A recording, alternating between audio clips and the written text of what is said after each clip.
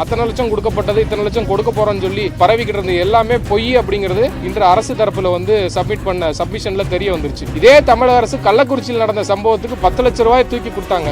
இன்று இவர்களுக்கு கொடுக்கப்பட்ட இந்த ஃப்ரீ ஹவுஸ் சைட் பட்டாவும் இந்த அரசு வேலை வாய்ப்பு தான் இவங்களுக்கு காம்பன்சேஷன் சொல்லி சொல்றாங்க. இது வந்து தமிழக அரசோட முழு ஃபெயிலியர். இந்த வேலை வாய்ப்பும் ஃப்ரீ ஹவுஸ் சைட் பட்டாவும் கொடுத்துருக்கோம், ஆனா நாங்க பணம் எதுவும் கொடுக்கல அப்படிங்கறத தமிழக அரசு வந்து ஓபன் கோர்ட்ல ஒத்துக்கிட்டாங்க. இந்த பரிசீலனை பண்ணதில் அரசு தரப்பில் தாக்கல் செய்யப்பட்ட பதில் மனுவில் அவர்கள் அந்த இறந்த குடும்பத்திற்கு அந்த பையனுக்கு ஆவினில் வந்து அந்த பையனோட தம்பிக்கு அரசு வேலை வாய்ப்பும் ஃப்ரீ ஹவுஸ் சைட்டு பட்டாவும் கொடுத்துட்டதா மனு தாக்கல் பண்ணியிருந்தாங்க. அதை இந்த வழக்கில் இப்போ ரெக்கார்ட் பண்ணியிருக்காங்க. அதுபோல் அடிஷ்னல் டிஸ்ட்ரிக்ட் ஜட்ஜ் தாக்கல் பண்ண கிட்டத்தட்ட ஒரு 50 பக்கம் அடங்கிய அவருடைய அறிக்கையும் வழக்கில் வந்து ஆவணமாக எடுத்துக்கிட்டாங்க.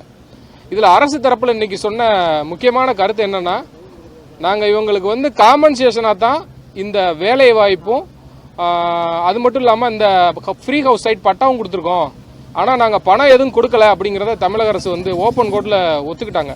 ஆனால் இதுவரைக்கும் வந்து அத்தனை லட்சம் கொடுக்கப்பட்டது, இத்தனை லட்சம் கொடுக்க போகிறோன்னு சொல்லி பரவிக்கிட்டு இருந்தது எல்லாமே பொய் அப்படிங்கிறது இன்று அரசு தரப்பில் வந்து சப்மிட் பண்ண சப்மிஷனில் தெரிய வந்துருச்சு.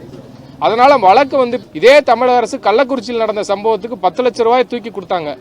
இன்று இவர்களுக்கு கொடுக்கப்பட்ட இந்த ஃப்ரீ ஹவுஸ் சைட் பட்டாவும் இந்த அரசு வேலை வாய்ப்பு தான் இவங்களுக்கு காம்பன்சேஷன் சொல்லி சொல்றாங்க. இது வந்து தமிழக அரசோட முழு ஃபெயிலியர். இதை வந்து ஆனால் நீதிமன்றம் அப்படியே விட்டுறல, பணம் ஏதாவது கண்டிப்பாக கொடுக்கணும், இந்த உயிரோட மதிப்பை எதனாலையும் வந்து மதிப்பிட முடியாதுங்கிறத உறுதி செஞ்சு அது போக மெயின் ஆர்டர் ஆல்ரெடி டிக்டேட் பண்ணிட்டாங்க. தமிழக அரசு கிரைம் நம்பர் 303 டிரான்ஸ்ஃபர் பண்ணி உத்தரவு போட்டு ஜிஓ வந்து ஓப்பன் கோர்ட்டில் கொடுத்தாங்க. நாங்கள் என்ன சொன்னோம், 303 மட்டும் நீங்கள் வந்து சிபிஐக்கு டிரான்ஸ்ஃபர் பண்ணால் அது முறையாக இருக்காது. ஏன்னா இதோட மூல காரணம் 302 கொடுக்கப்பட்ட வழக்கில் இந்த இறந்த பையன் மேலே எஃப்ஐஆரே போடாமல் அடித்து துன்புறுத்தப்பட்டதான் முதல் வழக்கு. அதனால் அந்த வழக்கையும் சேர்த்து சிபிஐக்கு மாற்றணும் அப்படிங்கிறத முறையிட்டோம். அதை நீதிபதிகள் ரெக்கார்ட் பண்ணியிருக்காங்க. தமிழக அரசும் அந்த வழக்கையும் நாங்கள் வந்து சிபிஐக்கு மாற்றிடுறோம் அப்படின்னு சொல்லி ஓப்பன் கோர்ட்டில் சொன்னதை ரெக்கார்ட் பண்ணியிருக்காங்க.